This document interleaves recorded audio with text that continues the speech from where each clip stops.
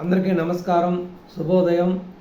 ఈరోజు ప్రధాన దినపత్రికలను వార్తలుగా విశ్లేషించినట్లయితే మొదటగా ఈనాడు దినపత్రిక తీసుకున్నట్లయితే కాల్పుల విరమణ గంటలోనే పాక్ ఉల్లంఘన, పోరు వీడేందుకు తొలుత రెండు దేశాల అంగీకారం, డీజీఎంఓల స్థాయి చర్చల్లో నిర్ణయం, శనివారం సాయంత్రం నుంచే అమల్లోకి, రాత్రి పొద్దుపోయాక కొంత మారిపోయిన పరిస్థితి, డ్రోన్లతో మళ్లీ దాడులకు తెగబడిన పాక్, పంజాబ్, గుజరాత్, రాజస్థాన్, కశ్మీర్లలో బ్లాకౌట్ కొనసాగింపు.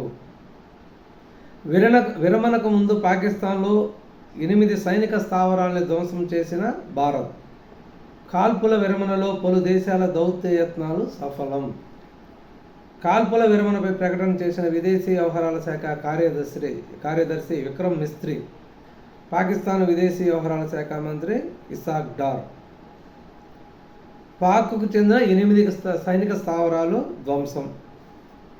గత 5-6 రోజులుగా పాక్కి భారత్కి మధ్య జరుగుతున్న యుద్ధం, అంటే ఈ యుద్ధం అనేది భారత వైపు నుంచి జరగట్లేదు, పాక్ వైపు నుంచే జరుగుతుంది. పాక్ వైపు నుంచి జరుగుతున్న యుద్ధానికి భారత్ ప్రతీకార దాడి చేస్తుంది, కౌంటర్ దాడి. ఈ ప్రతీకార దాడితో విలవిలలాడిన పాకిస్తాన్ ఇటుకేలకు అమెరికా, చైనా శరణు కోరితే వాళ్ళు ఇన్వాల్వ్ అయ్యి మధ్యవర్తుల ద్వారా చెప్పి ఇరు దేశాల ప్రధానమంత్రులకు నచ్చజెప్పి కాల్పుల విరమణ ఒప్పందానికి అంగీకరించారు.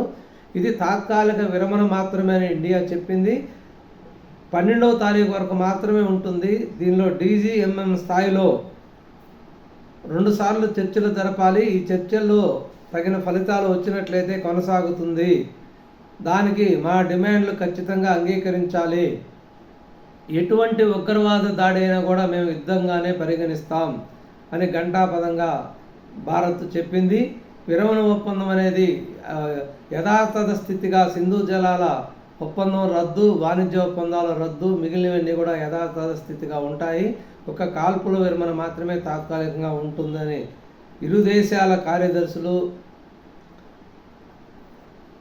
విదేశీ వ్యవహారాల మంత్రులు ప్రకటించిన తర్వాత సాయంత్రానికల్లా మళ్ళీ పరిస్థితి మారిపోయింది. పాకిస్తాన్ యథావిధిగా కాశ్మీర్లో బార్డర్ వెంట కాల్పులు జరుగుతూనే ఉంది. గుజరాత్, పంజాబ్, రాజస్థాన్, కాశ్మీర్లో బ్లాకౌట్ కూడా కొనసాగించారు. ఈ విరమణకు ముందు పాకిస్తాన్లో ఖచ్చితంగా 8 సైనిక స్థావరాలను ధ్వంసం చేసినట్టు తెలుస్తుంది. శుక్రవారం రాత్రి నుంచి శనివారం ఉదయం వరకు సరిహద్దుల్లో తీవ్ర ఉద్రిక్త పరిస్థితులు నెలకొన్నాయి. పాకిస్తాన్లోని 8 సైనిక స్థావరాలపై భారత్ శనివారం తెల్లవారుజామున విరుచుకుపడింది. రఫీక్, మురీద్, చక్లాలా, రహిమ్యార్ ఖాన్, సుక్కూర్, చునియన్, పర్పూర్, సియాల్కోట్ స్థావరాలపై మన యుద్ధ విమానాలు దాడులు చేశాయి. ఇందులో వైమానిక స్థావరాలు, కమాండ్ కంట్రోల్ సెంటర్లు, రాడార్ సైట్లు, ఆయుధ నిల్వ కేంద్రాలు ఉన్నాయి. ఖచ్చితమైన లక్ష్యాలతో ఈ దాడులు చేశామని, పౌర నష్టం జరగకుండా చర్యలు తీసుకున్నామని వింగ్ కమాండర్ హోమియో సింగ్ వెల్లడించారు. ఈ విధంగా పాకిస్తాన్ ఆయపు పుట్టైన రాడార్ వ్యవస్థని, వాయుసేన వ్యవస్థల్ని, సైనిక వ్యవస్థలను మొత్తాన్ని కూడా ధ్వంసం చేయడం జరిగింది. దీనివల్ల పాకిస్తాన్ అనేది పూర్తిగా కుదేలైపోయినట్టు కూడా తెలుస్తున్నది. ఫలించిన అమెరికా దౌత్యం, పోరు విరమణకు ఒప్పించామన్న ట్రంప్, రంగంలోకి China, Saudi Arabia, G7, Nawaz Sharif కూడా. అమెరికా మధ్యవర్తిత్వాన్ని ప్రస్తావించని భారత్ పాకిస్తాన్ పరస్పరం చర్చించుకొని విరమించినట్లు ప్రకటన.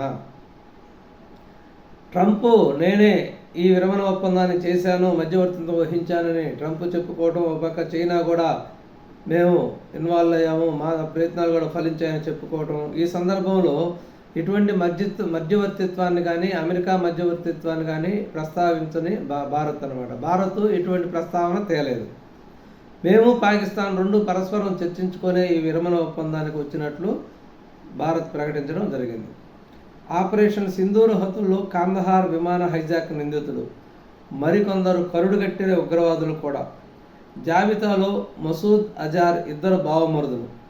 భారత సైన్యం మట్టుబెట్టిన ముష్కరుల పేర్లు వెల్లడి.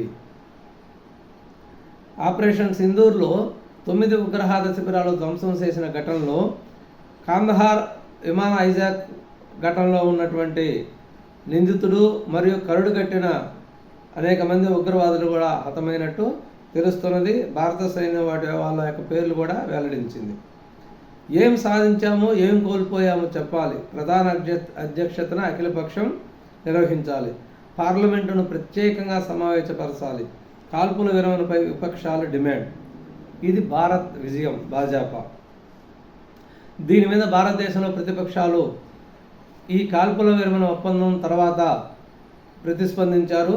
ఏమి సాధించామో మనం ఏం కోల్పోయామో కూడా చెప్పాలి. త్వరగా అఖిలపక్షం ఏర్పాటు చేయాలి. పార్లమెంట్ను కూడా సమావేశపరచాలి అని చెప్పి డిమాండ్ చేయడం జరిగింది. అదేవిధంగా ఆంధ్రజ్యోతి దినపత్రిక తీసుకున్నట్లయితే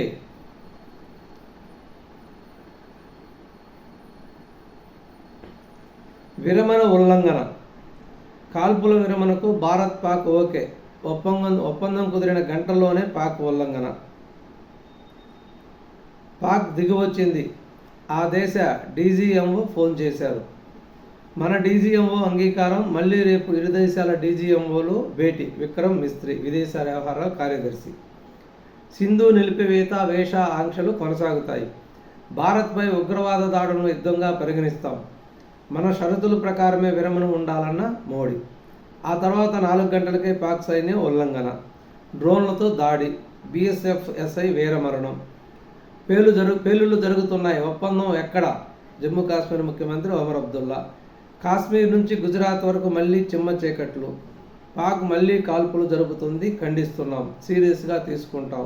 ప్రతిచర్య తప్పదు మిస్త్రీ. వాళ్ళకి యుద్ధమే కావాలి. ఎందుకంటే పాకిస్తాన్లో సైన్యం మాట ఉగ్రవాదులు వినరు. ఉగ్రవాదుల మాటనే ప్రభుత్వం వినాలి. ఒకవేళ ఈ సైన్యం మంచి చెడులు ఆలోచించి శాంతి ఒప్పందాన్ని ఏర్పరచుకున్నా కూడా ఉగ్రవాదులు దాన్ని పడనీయరు. ఇది కంటిన్యూగా యుద్ధం జరిగితే ముందు ప్రపంచ పటంలో పాకిస్తాన్ ఉండేటటువంటి అవకాశం కూడా లేదని ప్రపంచ దేశాలన్నీ కూడా పాకిస్తాన్ మీద తీవ్రమైన ఒత్తిడి కూడా తెచ్చాయి.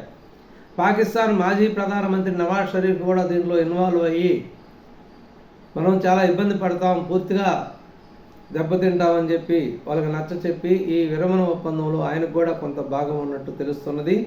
ఇది ఇరు దేశాల డీజీఎంఓ స్థాయిలో మాత్రమే జరిగింది. 5 మోస్ట్ వాంటెడ్ ఉగ్రవాదులు హతం. కాందహార్ విమాన్ హైజాక్ సూత్రధారి కూడా. ఆపరేషన్ సింధూరులో మట్టుపెట్టిన భారత సైన్యం. అంత్యక్రియలో పాల్గొన్న పాక్ అత్యున్నత అధికారులు. పాక్ సైన్యం ప్రభుత్వ ఉగ్ర లింకులు బట్టబయలు. తడబాటు లేదు, గడబిడా లేదు. పొట్టు సడలించకుండా భారత్ దూకుడు. పాక్కు ఊపిరి సలపనివ్వని సైన్యం. శత్రు భూభాగంలోకి చొరబడి మరీ క్షిపణుల వర్షం. ఆ దేశ ఆయుధ రక్షణ వ్యవస్థలను పూర్తిగా నిర్వీర్యం చేయడం కూడా జరిగింది. ఇక్కడ ప్రధానమైన విషయం ఏంటంటే పాకిస్తాన్ యొక్క ఆయుధ రక్షణ వ్యవస్థలను పూర్తిగా నిర్వీర్యం చేసింది. వాళ్ళు సైన్యం చేతిలో తుపాకులు పెట్టుకొని పోరాడాలి, డ్రోన్ల ద్వారానే పోరాడాలి.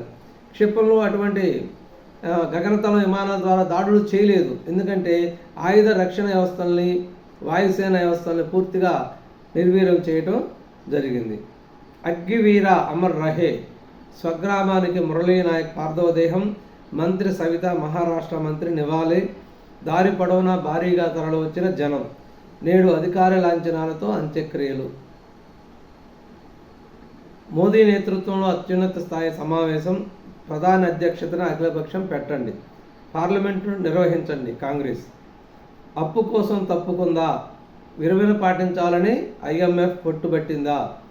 ఆపై అమెరికా ఒత్తిళ్ల ప్రభావం. ఇప్పటికే దివాళీ అంచుల్లో పాకిస్తాన్. అంటే ఐఎంఎఫ్ని శరణు కోరింది. ఐఎంఎఫ్ కూడా దాదాపు $100 కోట్ల ఆర్థిక సాయం పాకిస్తాన్కి ప్రకటించింది. అది ఇవ్వాలంటే మీరు కాల్పుల ఒప్పందం చేసుకోవాలనే కండిషన్ పెట్టిందా? ఆ ఒత్తిళ్లకు లొంగి పాకిస్తాన్ ఏమైనా నటిస్తుందా? ఇదంతా తెలియాలంటే ఇంకా కొన్ని రోజులు పోవాలి. ఒక 2-3 రోజుల్లో కూడా దీంట్లో వాస్తవం ఎంతో కూడా తెలిసిపోతుంది. దేశమే ముందు. దేశానికి కష్టం వస్తే కలిసి నడవాలి. ప్రపంచాన్ని పీడిస్తున్న ఉగ్రవాదం. గవర్నర్ అబ్దుల్ అజీజ్ నజీర్తో భేటీ అయిన చంద్రబాబు, పవన్ కళ్యాణ్. లిక్కర్ బాసుల కోసం సిట్టు వేట. 3 రాష్ట్రాల్లో ముమ్మర గాలింపు. అజ్ఞాతంలోనే ధనంజయ రెడ్డి, కృష్ణమోహన్ రెడ్డి, గోవిందప్ప. హైకోర్టు ముందస్తు బెయిల్పై విచారణ 13న. దీంతో నేడు సిట్టు ముందుకు రావడం డౌటే.